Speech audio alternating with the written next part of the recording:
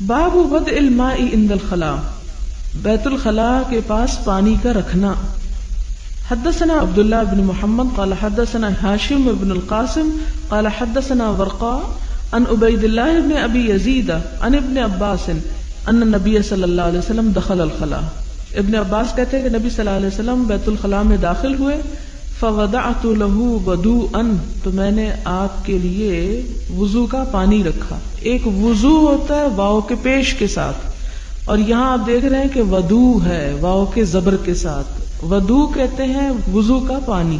یعنی وہ برتن جس کے پانی سے وضو کیا جاتا ہے، کہ میں نے آپ کے پاس پانی لا کے رکھا.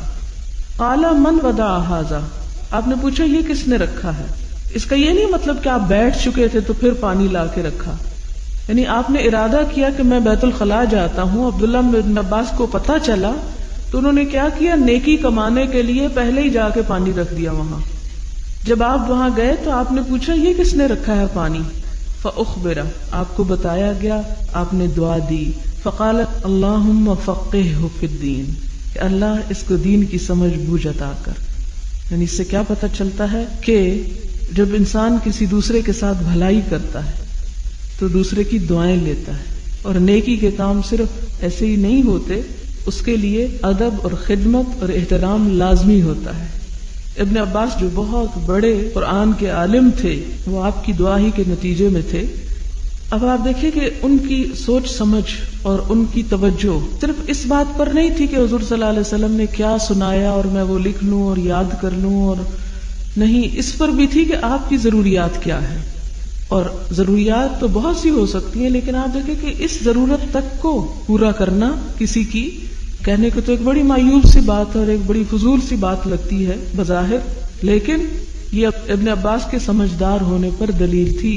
اور یہی وجہ ہے کہ بڑے بڑے صحابہ کرام جو عمر میں بھی ان سے بڑے تھے، ان سے آ کے مسائل پوچھا کرتے تھے. یعنی علم میں ان کا مرتبہ کہیں بڑا تھا، اور یہ علم کا مرتبہ صرف علم کے یاد کر لینے سے نہیں ان کو ملا، اس ادب و احترام اور خدمت کے صلے میں. باب لا تستقبل القبلۃ ببول ولا غائط، قبلے کی طرف منہ نہ کیا جائے پیشاب کرتے وقت اور غائط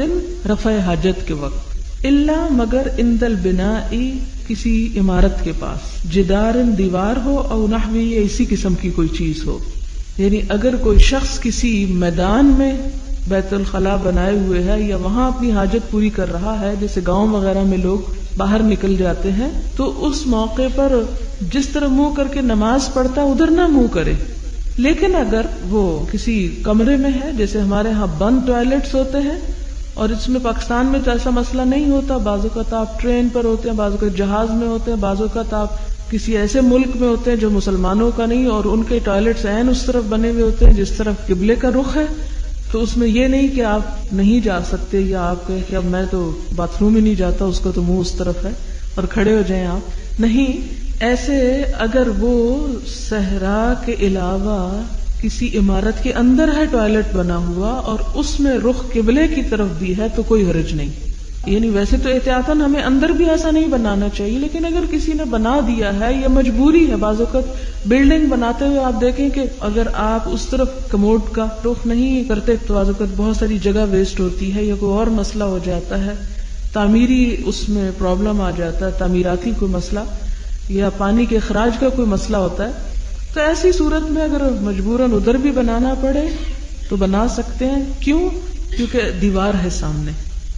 لیکن دیوار نہ ہو، جیسے آپ دیکھیں نمازی کے آگے سے آپ نہیں گزر سکتے، لیکن اگر اس کے آگے کوئی آڑ رکھ دے تو آپ گزر سکتے ہیں. یہی حکم ہے کہ باتھ روم اگر دیوار کے پیچھے ہو اور قبلہ سامنے بھی ہو تو کوئی حرج نہیں، لیکن میدان میں جبکہ کوئی آڑ سامنے نہیں تو پھر قبلے کی طرف منہ نہ کریں.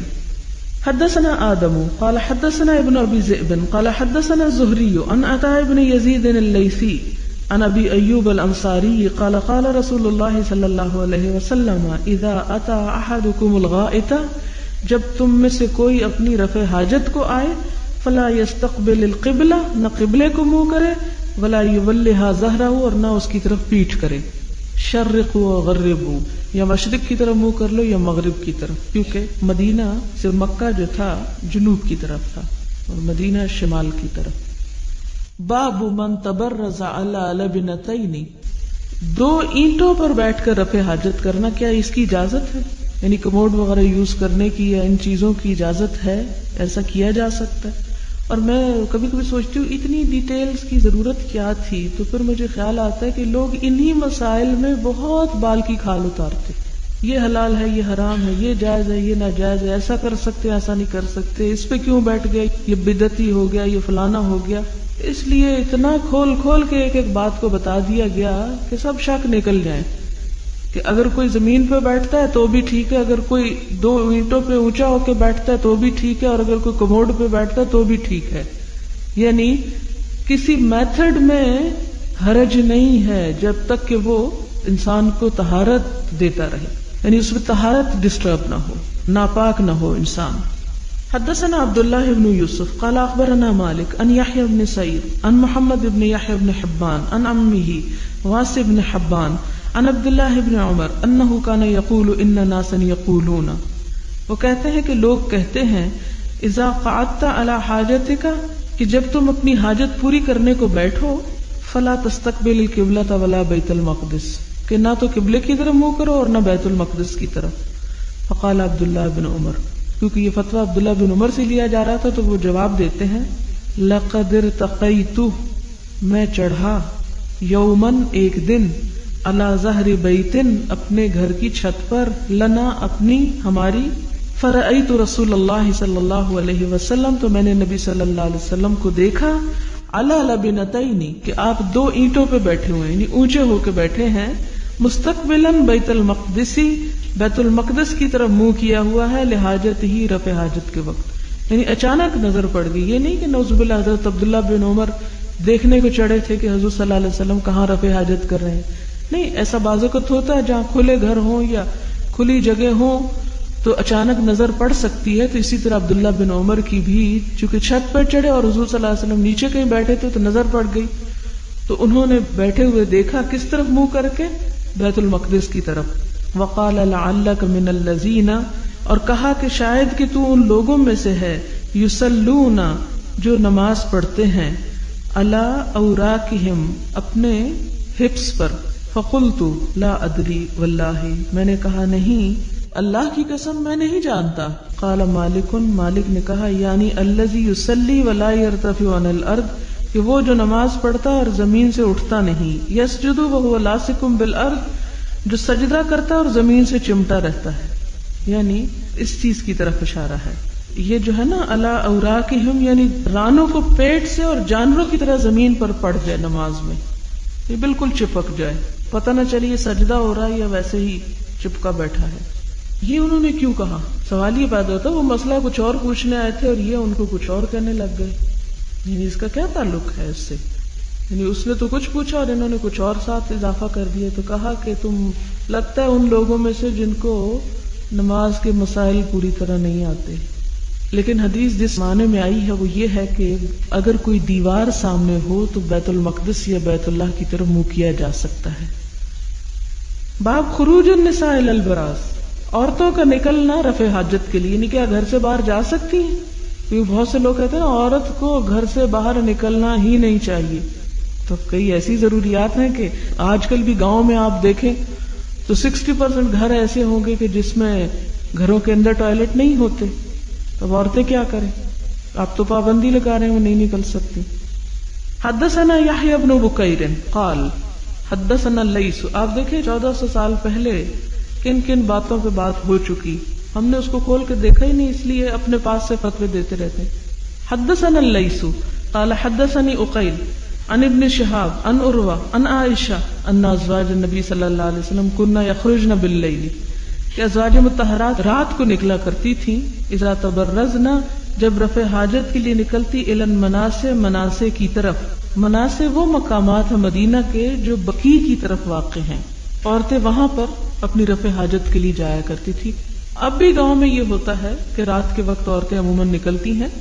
اور مردوں کے لیے جگہیں الگ ہوتی ہیں اور عورتوں کے جانے کی جگہیں الگ ہوتی ہیں، اور 2-3 عورتیں اکٹھی مل کے نکلتی ہیں بعض اوقات۔ اور یہ کہ اس میں بھی انسان کی ایک ہیبٹ ہو جاتی ہے، اگر ہیبٹ یہ ہو جائے رات کے وقت جانا، تو یہ ہے کہ ان کے ہاں چونکہ بچپن سے ٹوائلٹ ٹریننگ ایسی دے دی گئی کہ دن کو ضرورت کم پڑے اور رات کو جائیں تو رات کو ہی جاتے تھے. اور دوسری بات یہ ہے کہ ان لوگوں کی زندگیاں بہت فطرت کے اصولوں کے مطابق تھیں، جس کی وجہ سے ان کے ہاں ایسی مشکلات نہیں تھی جو شہری زندگی میں مشکلات ہوتی ہیں، اور بہت سی بیماریاں اور بہت سے خرابیوں کے اسباب پیدا ہوتے رہتے ہیں. حتیٰ کہ آج صبح میں پڑھ رہی تھی کہ حضرت عائشہ یہ کہتی ہیں کہ اسلام میں سب سے پہلی بدعت جس کا رواج ہوا وہ پیٹ بھر کے کھانے کی تھی. آپ صلی اللہ علیہ وسلم کے زمانے میں لوگ پیٹ بھر کے کھانا نہیں کھاتے تھے، اپنے آپ کو کچھ بھوکا رکھتے تھے. تو سب سے پہلی خرابی جو آئی پیٹ بھر کے کھانے کی آئی، اور پیٹ بھر کے انسان کھا لے تو سستی اور غفلت، اور پھر اس سے بہت سی خرابیاں، اور اس میں اگر اسٹمک اپسٹ ہے تو وضو کے مسائل کھڑے ہو جائیں گے اور ساری روٹین ڈسٹرب ہو کر رہ جائے گی. تو یہ ایک چیز دوسری بہت سی خرابیوں کا سبب بن جاتی. لیکن حضور صلی اللہ علیہ وسلم کے زمانے میں یہاں تک لوگوں کی ٹریننگ تھی کہ کھانا کس طرح ہے اور کتنا کھانا ہے کہ جس سے وہ چاقو چوبند رہ سکیں. اور اب تو ہم صرف کھانے پینے کو ہی رہ گئے ہیں، سب انجوائمنٹ جو ہے وہ کھانے پینے کے ارد گرد ہی گھومتی ہے. ان عروة عن عائشة ان ازواج النبی صلی اللہ علیہ وسلم کن یخرجن باللیل اذا تبرزن، یعنی جب رفع حاجت کو جاتی، برزہ کا مطلب ہوتا ہے رفع حاجت کے لیے نکلنا، الی المناصع، مناصع کی طرف، وہو سعید، اور وہ اونچا علاقہ ہے، افیح یعنی کھلا میدان ہے، یعنی اونچا کھلا میدان ہے، دور کا علاقہ. فکان عمر یقول للنبی صلی اللہ علیہ وسلم، یعنی جب عورتیں رات کو جاتی تو عمر رضی اللہ تعالیٰ عنہ کو اچھا نہ لگتا، وہ آپ صلی اللہ علیہ وسلم کو کہتے یا رسول اللہ احجب نساء کا، اپنی عورتوں کو پردہ کروائیں. فلم یکن رسول اللہ صلی اللہ علیہ وسلم یفعل، لیکن آپ صلی اللہ علیہ وسلم ایسا کرنے کا حکم نہیں دیتے تھے کیونکہ اللہ کی طرف سے حکم نہیں آیا تھا. فخرجت سودۃ بنت زمعہ، تو ایک دفعہ حضرت سودا اپنے گھر سے نکلی، زوج نبی صلی اللہ علیہ وسلم، لیلۃ من اللیالی، راتوں میں سے ایک رات کو نکلی گھر سے، عشاء عشاء کے وقت، اکیلی ہوں گی. وکانت امرأۃ طویلہ، اور لمبی عورت تھی، یعنی لمبے قد کی تھی. فناداها عمر، حضرت عمر نے دیکھ لیا ان کو راستے میں تو آواز دی، الا قد عرفناک یا سودا، سودا ہم نے تجھے پہچان لیا تو جا رہی ہو. حرصن، اور عمر رضی اللہ تعالیٰ عنہ کیوں اتنا اس چیز کے لیے کنسرنڈ تھے کہ ان کو اس بات کی حرص تھی، الا ان ينزل الحجاب، کہ حجاب کا حکم آ جائے بس. فانزل اللہ الحجاب، تو اللہ تعالیٰ نے حجاب کا حکم اتار دیا. یعنی حضرت عمر کو وہ دن گزارنے مشکل ہو رہے تھے کہ جس میں عورتیں حجاب نہیں کرتی تھی. اور اس سے آپ ایک اور چیز دیکھیں کہ حضور صلی اللہ علیہ وسلم کتنے معتدل مزاج کے انسان تھے کہ جو چیز اسلام میں نہیں وہ بلا وجہ کیوں مسلط کی جائے ان پہ. یعنی اپنی طرف سے کوئی سختی نہیں پیدا کرتے تھے یا کوئی پابندی نہیں لگاتے تھے یا کوئی ایسی چیز. بہت سے لوگ مجھ سے بھی کہتے ہیں کہ جی آپ بچیوں کو یہ کہیں یہ پہنے، یہ کریں، یہ نہ کریں. وہ کہتی جب آ جائے گا حجاب کا حکم تو کر لیں گی، اس سے پہلے ہی ان کو اگر سمجھ نہیں، زبردستی یہ کام کرانے کا فائدہ کچھ نہیں. کیونکہ اسلام میں صرف ایک حجاب ہی تو نہیں حکم رہ گیا، اور بھی بہت سے فرائض اور اخلاق اور عبادات کی باتیں ہیں. ٹھیک ہے وہ ایک عورت کی پہچان ضرور ہے، اور جب احساس اور دل میں بات آئے اور انسان اللہ تعالیٰ کا ایک حکم کو سمجھ جائے تو پھر اس کے لیے کوئی اور چوائس بھی نہیں ہے. اس میں عورت کا وقار اور عظمت بھی ہے. لیکن ہمارے ہاں جب اسلام کی تبلیغ شروع ہوتی ہے خصوصاً عورتوں کو، تو سب سے پہلے جس چیز پہ تنقید اور جھاڑ پٹی ہوتی ہے وہ حجاب ہوتا ہے. تو خدا کے لیے حجاب سے شروع نہ کریں، شروع کریں جہاں سے آپ صلی اللہ علیہ وسلم نے ایمان اور عقیدہ اور اخلاق اور بہت ساری چیزیں، اور پھر یہ بھی ان میں سے ایک حکم ہے وہ بھی آ جائے گا. لیکن یہ ہے کہ ظاہر ہے مسلمان ہونا اور مسلمان پیدا ہونے میں بھی فرق ہے. مسلمان ہونا اور پیدا ہونا، یعنی پیدا ہونے سے مراد یہ ہے کہ ایک مسلمان گھر میں پیدا ہو اور ایک بچی کہے کہ نہیں جب تک میں وہ فلاں صورت نہیں پڑھوں گی تو میں نہیں عمل کروں گی، یہ پھر ایسی پابندی اور ایسی بات بھی نہیں کرنی چاہیے. اب مسلمان پیدا ہو، اور مسلمان ماؤں کا فرض کیا ہے کہ اپنی بچیوں کو شروع سے ہی شرم و حیا کی بات سکھائیں، کیونکہ بہرحال ایک مسلمان اور ایک غیر مسلمان عورت میں بہت بڑی حد فاصل ہے، سب سے بڑی پہچان ہے. لا الہ الا اللہ تو زبان سے پڑھا جاتا ہے نا اور دل میں ہے، لیکن ظاہر میں کس سے معاملہ کیا جائے گا؟ کسی پہچان سے. بہرحال آگے حدثنا زکریا قال حدثنا ابو اسامہ عن ہشام بن عروہ عن ابیہ عن عائشہ ان النبی صلی اللہ علیہ وسلم قال قد اذن ان تخرجن فی حاجاتکن، کہ نبی صلی اللہ علیہ وسلم نے فرمایا کہ عورتوں تم کو اجازت دی گئی ہے کہ اپنی حاجتوں کے لیے نکلو، یعنی عورتوں کو گھر سے باہر نکلنے کی اجازت ہے اپنی ضروریات پوری کرنے کے لیے، حاجات کے لیے۔ قال ہشام بن عروہ کہتے ہیں کہ اس سے مراد آپ کی یعنی البراز حاجت سے مراد خاص رفع حاجت کی طرف اشارہ ہے، یعنی اس حاجت کے لیے بھی عورت نکل سکتی ہے۔ حاجات میں سب حاجتیں آ جاتی ہیں لیکن یہ بھی شامل ہے۔ باب التبرز فی البیوت، کہ اگر کوئی باہر نہیں جاتا گھر میں ٹوائلٹ بنا لیتا کیا اس کی اجازت ہے؟ حدثني ابراہیم بن المنذر قال حدثنا انس بن ایاز عن عبید اللہ عن محمد بن یحیی بن حبان عن واسع بن حبان عن عبد اللہ بن عمر قال ارتقیت فوق ظہر بیت حفصہ، میں نے اوپر چڑھ کے دیکھا حضرت حفصہ کے گھر کی چھت پر، لباس حاجتی اپنی کوئی حاجت پوری کرنی، میں اپنے کسی کام سے گیا تھا اوپر کسی چھت پہ، اور وہ چھت کس کی تھی؟ حضرت حفصہ کے کمرے کی چھت تھی۔ فرأیت رسول اللہ صلی اللہ علیہ وسلم، تو میں نے دیکھا کہ آپ صلی اللہ علیہ وسلم یقضی حاجتہ، اپنی حاجت پوری کر رہے ہیں، رفع حاجت کر رہے ہیں، مستدبر القبلۃ، قبلے کی طرف پیٹ کر کے، مستقبل الشام بیت المقدس کی طرف منہ کر کے۔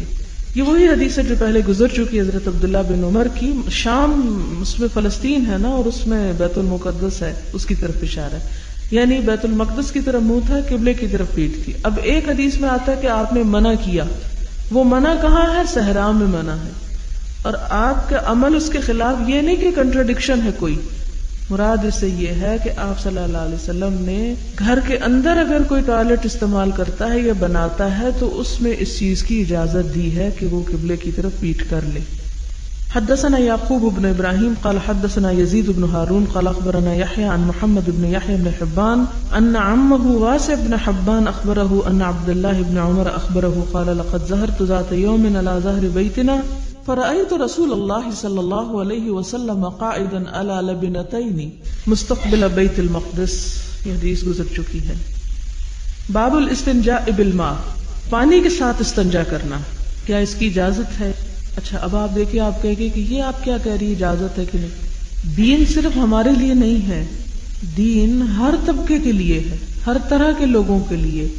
اور چونکہ آپ صلی اللہ علیہ وسلم نے دونوں طرح طہارت کی، پانی سے بھی کی، مٹی کے ساتھ بھی کی، تو اب یہ ہے کہ ان میں سے کوئی ایک یا دوسرا طریقہ اختیار کرتا تو کیا ایسا کر سکتا ہے؟ یعنی کیا صرف پانی استعمال کر سکتا ہے اگر وہ مٹی نہیں استعمال کرتا؟ یا آج کے دور میں اگر ٹیشو پیپر نہیں ہے کسی کے پاس تو کیا صرف پانی سے طہارت ہو سکتی ہے، یا مٹی کا استعمال کرنا یا ٹیشو کا استعمال کرنا ضروری ہے؟ حدثنا ابو الولید ہشام بن عبد الملک قال حدثنا شعبۃ عن ابی معاذ واسمه عطاء بن ابی میمونۃ قال سمعت انس بن مالک یقول كان النبي صلی اللہ علیہ وسلم اذا خرج لحاجته، کہ نبی صلی اللہ علیہ وسلم جب اپنی حاجت کے لیے نکلتے، اجیء انا، تو میں آ جاتا، وغلام، اور ایک غلام، معنا ہمارے ساتھ، یعنی ایک اور لڑکا اور میں دونوں ساتھ چل پڑتے۔ کس کے ساتھ؟ اداوۃ من ماء، پانی کا ڈول لے کر، یعنی آپ جاتے اور ہم آپ کا پانی اٹھا کے ساتھ لے جاتے، یعنی یستنجی بھی، کہ آپ اس کے ساتھ استنجا کرتے، جس سے یہ پتہ چلتا ہے کہ صرف پانی سے بھی طہارت ہو سکتی ہے، مٹی یا کسی اور چیز کا استعمال کرنا شرط نہیں، اگرچہ بہتر ہے کہ انسان براہ راست کسی غلاظت کو ہاتھ نہ لگائے، لیکن اگر مجبوری ہو اور کوئی طریقہ نہ ہو تو ڈائریکٹ پانی بھی یوز کیا جا سکتا ہے۔ باب من حمل معه الماء لطهوره، وقال ابو الدرداء الیس فیکم صاحب النعلین والطہور والوساد، باب طہارت کے لیے پانی کا ساتھ لے چلنا، لطہورہ یعنی طہارت کے لیے، اور ابو الدرداء کہتے ہیں الیس فیکم، کیا نہیں ہے تم میں، صاحب النعلین، جوتیوں کا اٹھانے والا، والطہوری اور پانی اٹھانے والا، والوسادی اور تکیہ اٹھانے والا، تمہارے درمیان وہ شخص موجود ہے جو آپ صلی اللہ علیہ وسلم کے وضو کا پانی اٹھاتا تھا، آپ کے جوتے اٹھا کے لے جاتا تھا، اور آپ کا تکیہ بھی اٹھا کے ساتھ رکھتا تھا، یعنی جب آپ کبھی سفر میں ہوتے تو آپ کی یہ ضروریات پوری کرتا، اور یہ کوئی عام انسان نہیں تھے، بہت بڑے عالم عبداللہ بن مسعود تھے۔ یعنی علم یہ نہیں انسان کو سکھاتا کہ انسان اپنے سے کسی بڑے کا ادب نہ کرے، یا طالب علم کے لیے یہ نہیں کہ وہ سمجھے کہ کتاب پڑھنا ہی ایک بہت بڑا کارنامہ ہے، بلکہ استاد کی یا کسی اور کی ایسی ضروریات پوری کرنا جو ہے وہ بھی بہت باعث اجر ہے، جس میں ابو الدرداء عبداللہ بن مسعود کا نام لینے کی بجائے کیا کرتے ہیں؟ انہیں صاحب النالین والطہور والوساد کہتے ہیں کہ ان کی پہچان یہ ہو گئی تھی کہ جب حضور صلی اللہ علیہ وسلم کہیں جاتے ان کا تکیہ اٹھا کے ساتھ، ان کے جوتے اٹھا کے ساتھ اور ان کے وضو کا پانی اٹھا کے ساتھ ہوتے تھے، یعنی ان ضروریات کا وہ خیال رکھتے تھے۔ حدثنا سلیمان بن حرب قال حدثنا شعبہ عن ابی معاذ هو عطاء بن ابی میمونۃ قال سمعت انسا یقول كان رسول اللہ صلی اللہ علیہ وسلم اذا خرج لحاجته تبعته انا وغلام منا۔ اور یہ کام صرف عبداللہ بن مسعود نہیں، حضرت انس بھی کرتے ہیں۔ حضرت انس یہاں بیان کرتے ہیں کہ آپ صلی اللہ علیہ وسلم جب اپنی کسی حاجت کے لیے نکلتے تو میں آپ کے پیچھے جاتا اور میرے ساتھ ایک اور لڑکا بھی ہوتا تھا، اور یہ شاید یہ لڑکے اس وقت عبداللہ بن مسعود ہی ہوں۔ معنا اداوۃ من ماء، ہمارے ساتھ پانی کا ایک ڈول ہوتا تھا اور ہم کیا کرتے تھے؟ آپ کے لیے پانی اٹھا کے ساتھ لے جاتے۔ اس کا یہ مطلب نہیں کہ آپ خود اٹھا نہیں سکتے تھے، یہ ایک احترام کی بات ہے، اور اس میں کوئی تکبر بھی نہیں کہ اگر کوئی کسی سے اٹھوا کے جا رہا ہے تو اس کا مطلب وہ اپنے آپ کو بڑی شے سمجھتا ہے، دوسروں سے خدمت لے رہا ہے۔ یعنی دونوں چیزیں کی اجازت ہے، اسلام دین وسعت ہے۔ باب حمل العنز مع الماء فی الاستنجاء، باب اٹھانا برچھی کا، عنز برچھی، مع الماء پانی کے ساتھ، فی الاستنجاء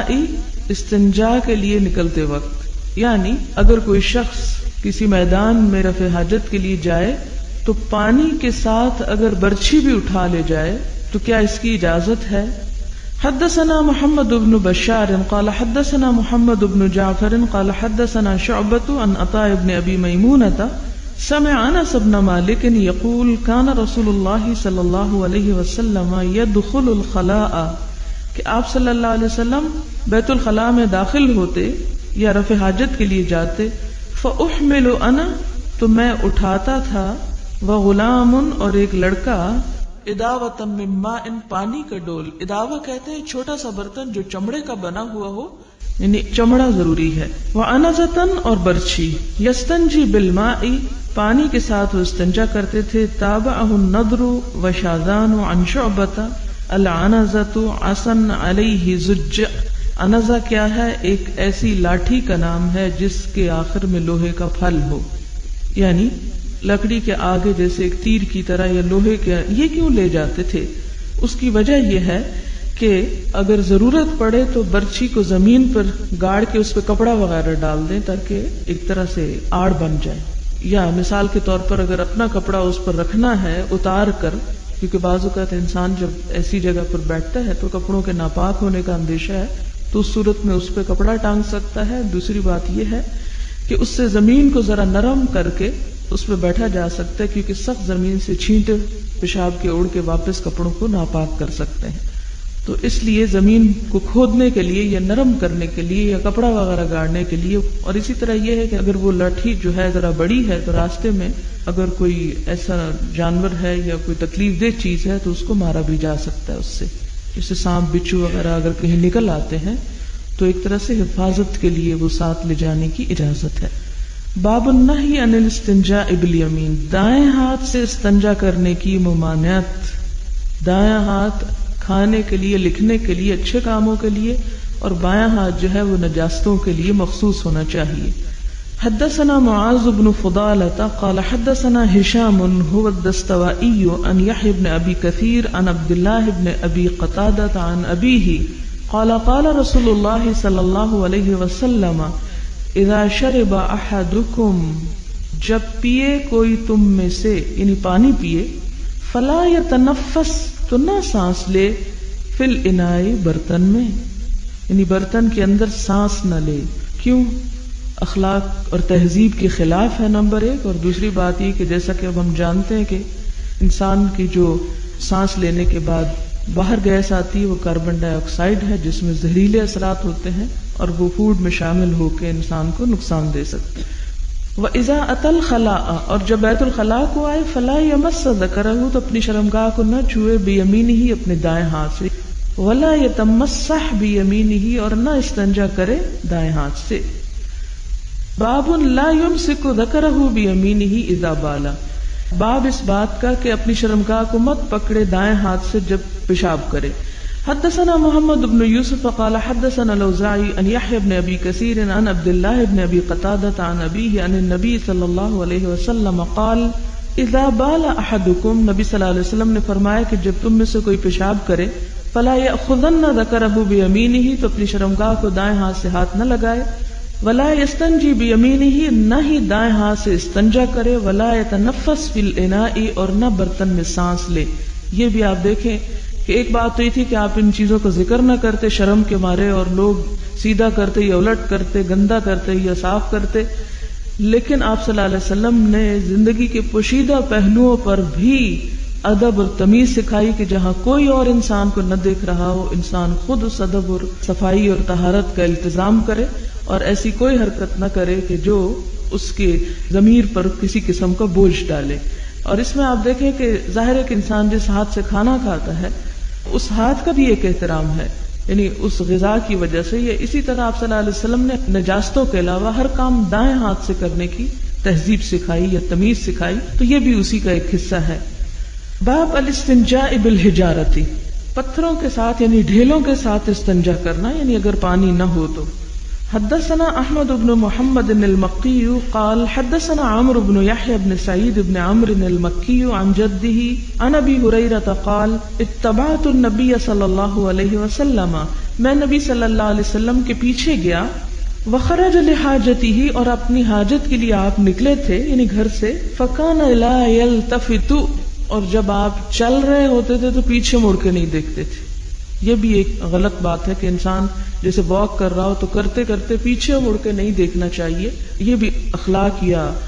آداب یا تہذیب کے منافی بات ہے. اور اسی لیے آپ کو پتہ چلا بھی کہ کوئی پیچھے آ رہا ہے لیکن آپ نے پیچھے مڑ کے نہیں دیکھا. فدنوت منہ، تو میں آپ کے قریب آ گیا. فقال، تو آپ نے فرمایا ابغنی، لاؤ میرے لیے، احجارن، کچھ ڈھیلے، استنفد بہا، کہ میں طہارت کروں گا ساتھ اس کے، او نحوہ، یا ایسا ہی کوئی لفظ استعمال فرمایا، یعنی استنفد فرمایا یا استنجی فرمایا، لیکن مراد اس سے یہی تھی کہ آپ نے اس سے استنجا کرنا تھا. ولا تأتنی بعظم، اور میرے لیے ہڈی نہ لانا، یعنی استنجا نہیں کروں گا میں کس سے، ہڈی کے ساتھ. ولا روثن، اور نہ گوبر. فأتیتہ بأحجار، تو میں لے آیا آپ کے لیے کچھ پتھر، بطرف ثیابی، اپنے کپڑے کے کونے میں، یعنی ایک دو نہیں تو زیادہ ہوں گے، اس لیے انہوں نے اپنی کپڑے کے یا چادر کے کنارے پر ان کو اٹھا لیا ان کے زیادہ ہونے کی وجہ سے. فوضعتها الى جنبه، تو ان کو میں نے آپ کے پاس رکھ دیا. وأعرضت عنہ، اور آپ سے منہ موڑ لیا یعنی دور چلا گیا. فلما قضا، پھر جب آپ حاجت سے فارغ ہوئے، اتبعہ، پیچھے لائے اپنے، بہن، ان کو، یعنی ان پتھروں سے اپنا آپ صاف کیا، یعنی طہارت حاصل کی. اب سوال یہ پیدا ہوتا ہے کہ آپ نے ہڈی اور گوبر سے کیوں منع کیا؟ کہا یہ جاتا ہے کہ ہڈی جو ہے وہ جنوں کی غذا ہے، اور گوبر جو ہے وہ جنوں کے جانوروں کی غذا ہے. اور دوسری بات یہ ہے کہ ہم اگر یہ دیکھیں کہ ہڈی ایک ایسی چیز ہے کہ جو کھانے کے بھی کام آتی ہے، تو اس کی بھی ایک طرح کی حرمت ہے، تو اس کو نجاست کے صاف کرنے کے لیے استعمال کرنا جو ہے وہ درست نہیں، چونکہ اس سے کھایا بھی جاتا ہے، پکائی جاتی ہے گوشت کے ساتھ ہڈی بھی، اس لیے اس سے استعمال نہیں کیا آپ نے. اسی طرح گوبر کیوں نہیں استعمال کیا کہ بذات خود وہ ایک نجس چیز ہے، اور ایک نجاست کو نجاست سے صاف کرنا، اس سے دل کا اطمینان جو ہے وہ ممکن نہیں، اس لیے اس سے منع فرمایا. باب لا یستنجا بروث، گوبر کے ساتھ استنجا نہ کیا جائے. حدثنا ابو نعیم قال حدثنا زہیر عن ابی اسحاق قال ليس ابو عبیدہ ذکرہ ولكن عبد الرحمن بن الاسود عن ابیہ انه سمع عبد اللہ یقول اتى النبی صلی اللہ علیہ وسلم الغائط، کہ نبی صلی اللہ علیہ وسلم رفع حاجت کے لیے آئے. فامرنی، تو مجھے حکم دیا، ان آتیہ بثلاثۃ احجار، کہ میں آپ کے پاس 3 پتھر لاؤں، 3 ڈھیلے لاؤں. اب یہاں شاید کسی کے ذہن میں یہ سوال پیدا ہو رہا ہو کہ آپ صلی اللہ علیہ وسلم دوسروں سے ہی کیوں منگواتے تھے. تو اس میں بھی تعلیم کا ایک پہلو پوشیدہ ہے کہ دوسروں کو بھی معلوم ہو جائے کہ کس کس چیز سے استنجا کیا جا سکتا ہے اور کتنے پتھروں تک کو استعمال کیا جا سکتا ہے. اور دوسری بات یہ ہے کہ اپنے سے بڑے کے لیے ایسی کوئی چیز لانا، پانی اٹھا کے دینا یا کچھ کرنا، بڑوں کو کروانا منع نہیں اور چھوٹوں کے لیے کرنے میں آر نہیں ہونی چاہیے، یہ ادب و احترام کا ایک تقاضا ہے۔ فوجدت حجرین، تو مجھے 2 پتھر ملے، فالتمست الثالث، تو میں نے تیسرا بھی ڈھونڈا، التمست یعنی ڈھونڈا، فلم اجد، تو نہ ملا مجھ کو، فاخذت روسۃ، تو میں گوبر لے آیا، فاتیتہ بہا، اور یہاں پر سوکھے ہوئے گوبر مراد ہے، یہ جیسے اپلے ہوتے ہیں جانوروں کے، یا جانور جہاں سے گزرتے ہیں ایسے حال میں گزرتے ہیں کہ ان کی گندگی وہیں ڈھیر ہو جاتی ہے، پھر وقت کے ساتھ ساتھ وہ وہیں پر سوکھ جاتی ہے، تو اس گوبر کی طرف اشارہ، تر گوبر کی طرف نہیں۔ فاخذت روسۃ، تو میں 2 ڈھیلے لے آیا اور ایک گوبر، فاتیتہ بہا، تو آپ کے پاس ان کو لایا، فاخذ الحجرین، تو آپ نے 2 پتھر لے لیے، وَأَلْقَى، اور پھینک دیا، الرَّوْسَةَ، گوبر کو، وَقَالَ، اور فرمایا، هَذَا رِكْسٌ، یہ نجس ہے۔ جیسے پہلے بھی میں نے عرض کیا کہ گوبر سے طہارت نہ کرنے کی وجہ کیا تھی کہ وہ نجس، ناپاک ہے۔